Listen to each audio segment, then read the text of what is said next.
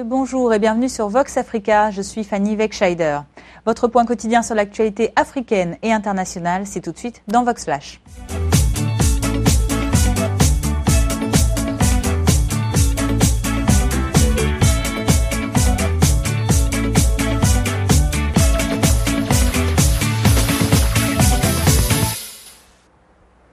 Ouvrons notre journal de ce jeudi 24 septembre au Burkina Faso.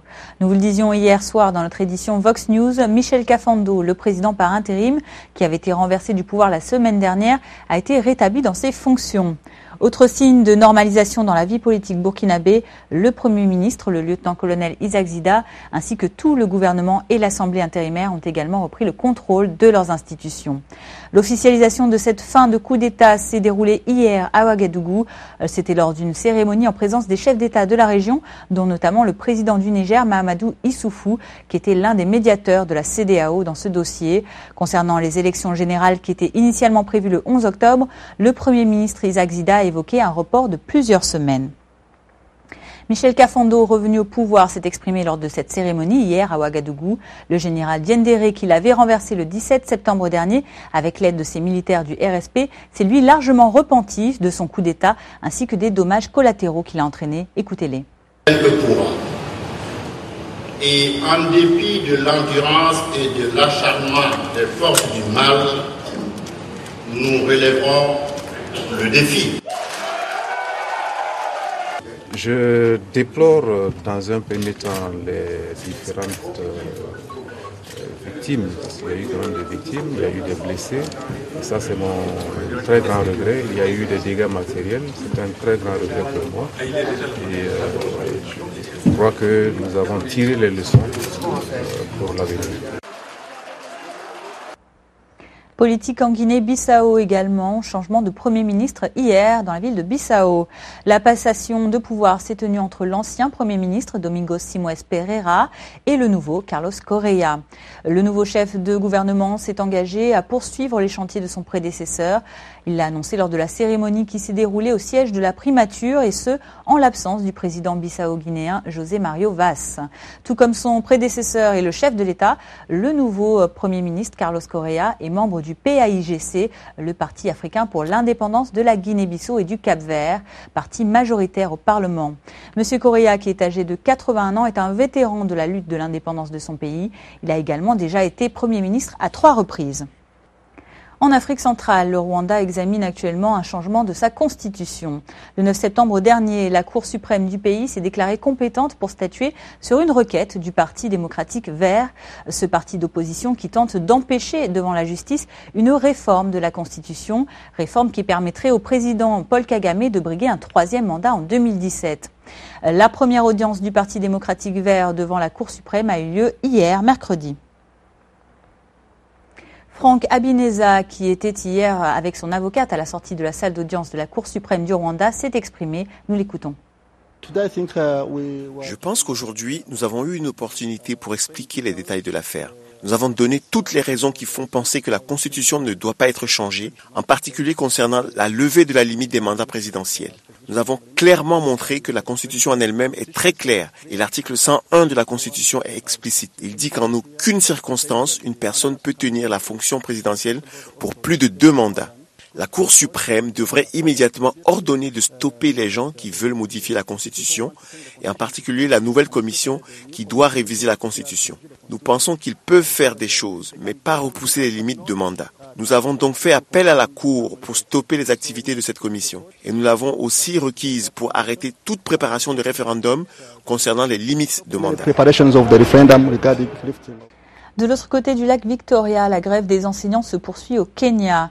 Hier, les chefs de l'opposition du pays ont une nouvelle fois appelé le président Uhuru Kenyatta à appliquer la hausse des salaires des enseignants qui avait été préconisée par la Cour suprême. C'était en août dernier, une augmentation d'au moins 50%. Commentaire. Nos enfants se retrouvent au bon endroit, au mauvais moment, à la maison en septembre au lieu d'être à l'école comme d'habitude. Il nous faut parler franchement et catégoriquement, honnêtement et ouvertement, avec audace. Le président Kenyatta ment au peuple kényan sur le coût des salaires. Le président est malhonnête quand il refuse de payer les enseignants. Le droit à l'éducation est un droit fondamental. D'ailleurs, le droit à l'éducation de nos enfants est tellement fondamental qu'il en est obligatoire, et le renier à un enfant kényan, c'est comme le terroriser, c'est pire que le terrorisme. Uhuru Kenyatta, vous avez promis de protéger et défendre notre Constitution. Récemment, les tribunaux ont ordonné le paiement des enseignants et vous avez dit que vous ne paierez pas. Les enseignants s'en sont donc remis à la Cour suprême qui vous a déclaré président. Mais vous avez maintenu que vous ne paierez pas. Une telle personne est-elle apte à être président de ce pays ? Retour en Afrique de l'Ouest où la Sierra Leone fait face à de terribles inondations. Depuis la semaine dernière, des pluies torrentielles ont fait 10 morts selon un dernier bilan officiel. Par ailleurs, environ 9000 personnes restaient toujours sans abri hier, mercredi, dans la capitale Freetown. Selon le chef de la Société nationale d'habitat, ce sont environ 1000 logements qui doivent être construits pour ces victimes, mais ces travaux devraient durer 3 mois. Non loin de là, la Côte d'Ivoire est en passe de franchir un pas de géant dans la culture du cacao. Les dirigeants de la société Cacao International souhaitent se financer à la bourse. Pour ce faire, Cacao International envisage de lever 9 millions d'euros en bourse à Paris et à Bruxelles, et ce d'ici la mi-octobre. Objectif principal, obtenir de nouveaux droits fonciers. La compagnie belge qui est établie en Côte d'Ivoire ambitionne ainsi de faire de sa plantation celle qui sera la plus grande du monde. Avec 850 hectares actuellement, c'est déjà la première de Côte d'Ivoire. Ce jeudi 24 septembre marque le jour de l'Aïd el-Kébir ou Aïd el-Adha ou encore Tabaski comme on l'appelle en Afrique de l'Ouest ou en Afrique centrale. Ce jour de la fête du mouton dans la communauté musulmane commémore le sacrifice d'Abraham. Il est notamment marqué par le Hajj, ce pèlerinage dans les lieux saints musulmans. Au Nigeria, dès hier, les musulmans ont pris d'assaut les marchés aux bestiaux pour célébrer cette fête à Lagos.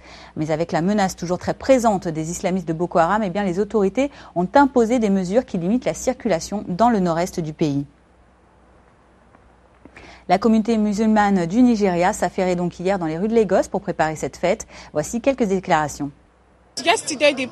Hier, les prix étaient moins élevés, mais aujourd'hui, ils ont grimpé à cause de la forte demande de moutons. La fête est demain et après-demain. L'année dernière, j'ai vendu une centaine de bêtes, mais moins cette année. Il n'y a plus d'argent dans le pays. C'est pour 1 millier de personnes. On va la partager dans tout le quartier. Pas que pour une seule famille. Et à la veille de cette grande fête musulmane, la Russie a inauguré hier la plus grande mosquée d'Europe. Elle se trouve à Moscou et elle a été présentée en grande pompe hier par le président Vladimir Poutine lui-même. Le chef de l'État russe a profité de la cérémonie pour vanter un islam humaniste. Il a ainsi saisi l'occasion de donner son avis également sur l'État islamique qui, selon ses termes, compromet l'islam. Précisons que la Russie est un pays multiconfessionnel et dans lequel l'islam est une des religions traditionnelles. Écoutez quelques extraits du discours qui a été prononcé hier par M. Poutine. Voyons ce qui se passe au Proche-Orient et on en a déjà parlé. Les terroristes du soi-disant État islamique compromettent l'islam, une des grandes religions mondiales, sèment la haine, tuent les gens, y compris des religieux. Les leaders musulmans de la Russie résistent courageusement et avec compétence à la propagande des extrémistes. À l'international toujours, suite du scandale des moteurs truqués de la firme allemande Volkswagen. L'affaire a pris un nouveau tournant hier avec la démission du directeur général du groupe automobile, Martin Winterkorn. L'homme a été emporté par le scandale qui a désormais pris une ampleur mondiale et qui a déjà fait perdre à Volkswagen plusieurs milliards d'euros en bourse. L'action s'était toutefois reprise hier en terminant sur un rebond de 5,19% à 111,50 €.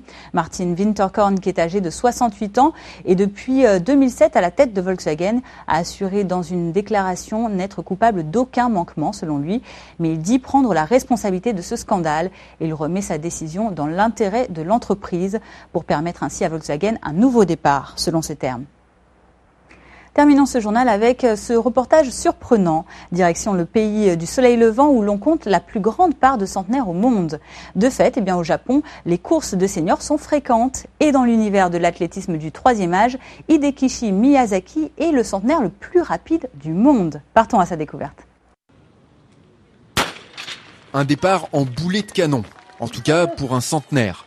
Hidekishi Miyazaki, surnommé Golden Bolt en référence au coureur Usain Bolt, est lui aussi l'homme le plus rapide du monde, mais dans la catégorie des plus de 105 ans.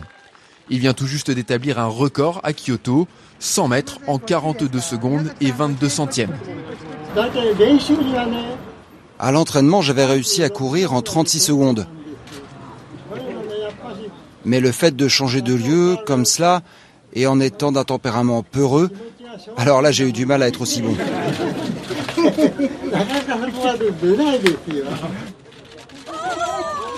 Dans un pays qui compte environ 60 000 centenaires, Monsieur Miyazaki jouit d'une certaine notoriété. Et il inspire évidemment les petits jeunes de moins de 100 ans qui participent à ce genre de compétition réservée aux seniors. Je cours depuis que je suis jeune, et je cours toujours. Mais ça m'étonnerait d'y arriver encore à 105 ans. Je me demande surtout si je serai encore vivant. En sportif accompli, l'inépuisable retraité participe également au concours de lancer de poids. Avec 3,25 m, pas de record à la clé cette fois, mais les spectateurs sont conquis. On a beau être dans le pays de la longévité, j'ai vraiment été stupéfaite de le voir courir et participer au lancer de poids à son âge. Monsieur Miyazaki n'a décidément peur de rien. Du haut de son 1,52 m pour 42 kg, il vient à nouveau de provoquer Usain Bolt en duel sur 100 mètres, comme il l'avait déjà fait plusieurs fois. Mais le champion jamaïcain n'a toujours pas osé relever le défi. Voilà, c'est la fin de ce Vox Flash du jeudi 24 septembre. Merci à vous de l'avoir suivi. Je vous donne rendez-vous demain vendredi pour votre point quotidien sur l'actualité. D'ici là, passez une très bonne journée. À demain.